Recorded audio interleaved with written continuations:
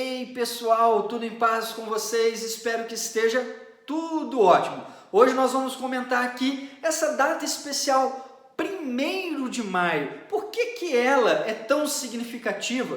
Como que ela surgiu? Primeiro nós podemos pensar na carga simbólica que há nessa data, né? Porque ela marca a luta de milhares de trabalhadores ao longo de séculos por melhores condições de vida, por melhores condições na qualidade da existência humana. Bem, quando é que essa parada toda surge? Em 1886, essa é uma data, digamos assim, baliza, muito marcante. Por quê? O que vai acontecer? Nós estamos num contexto aí da segunda revolução industrial e nós sabemos que as duas grandes revoluções industriais, a primeira que acontece lá por volta de 1750, a segunda que acontece por volta de 1850, vão mudar absolutamente tudo, as formas como os indivíduos lidam consigo mesmo, como eles interagem em sociedade, com os outros indivíduos, com o Estado, com as instituições e principalmente a relação homem-natureza muda de forma bem impactante. Pois bem, meus amigos, o que vai acontecer no 1º de maio de 1886? Os trabalhadores de Chicago, nos Estados Unidos, insatisfeitos com as suas condições de trabalho, e era muito ruim, bem precárias mesmo, não só nos Estados Unidos, mas na pioneira Inglaterra e em todos os outros países que tiveram essa experiência da Revolução Industrial, os trabalhadores tinham péssimas condições de vida, carga exaustiva de 12 a 16 horas diárias, salários muito baixos, não tinha férias, não tinha 13º, não tinha nenhuma proteção trabalhista. E esses caras vão paralisar os seus trabalhos e vão fazer uma greve. Obviamente que aquilo ali não agrada a elite, não agrada os seus patrões, que vão descer, né, a porrada mesmo por meio dos órgãos repressores. Muitos vão ser presos, outros feridos, alguns mortos. Então aquela data do 1º de maio ficou marcante. E vários outros países também tiveram, igual na França, questões semelhantes. E aí ficou marcado como 1º de maio, o Dia do Trabalhador.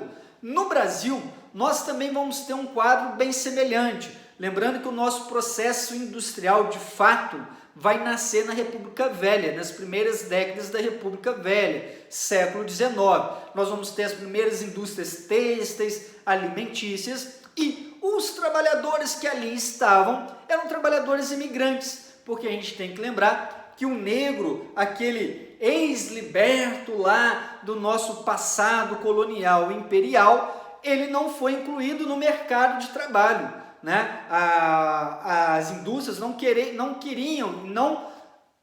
incorporaram a mão de obra negra e preferiram a mão de obra imigrante. Esses imigrantes trouxeram ideias anarquistas, marxistas da Europa e tentavam de alguma forma conscientizar os trabalhadores brasileiros que deveriam reivindicar melhores condições de vida. Tanto é assim que em 1917 nós vamos ter a grande greve geral, que vai pegar principalmente São Paulo, que era o grande polo industrial naquele momento. Bem, isso vai chamar a atenção e em 1924 nós vamos ter a instituição do 1º de maio como feriado nacional, para lembrar aí da data. Passando um pouquinho mais aí o tempo, nós vamos ter o Getúlio Vargas, que vai utilizar dessa data e vai abusar dela. Não é à toa que quando ele lança a CLT, Consolidação das Leis Trabalhistas, que é um grande momento da história do Brasil, que consolida os direitos trabalhistas que estavam presentes até há pouco, né? Agora já foi bem modificada, era uma intenção do Getúlio Vargas se aproximar dos trabalhadores. E foi feita, né, esta lei em 1943, a CLT. E o Getúlio Vargas adorava o 1º de maio. Ele sempre anunciava os reajustes salariais no 1º de maio, fazia festas no estádio São Januário, onde hoje é o estádio aí do Vasco da Gama, para anunciar conquistas trabalhistas. Então, nós já podemos, pelo menos, refletir que o trabalho ganha centralidade nas nossas vidas. Ganha tanta centralidade que o sociólogo italiano Domenico De Masi vai fazer uma reflexão muito interessante que eu gostaria de colocar aqui para vocês, que ele fala o seguinte: olha, havia uma promessa iluminista, lá dos pensadores iluministas, de que a industrialização, o progresso científico se daria para todos e que, com o avanço tecnológico, nós trabalharíamos menos para nos dedicar a outras áreas da nossa existência.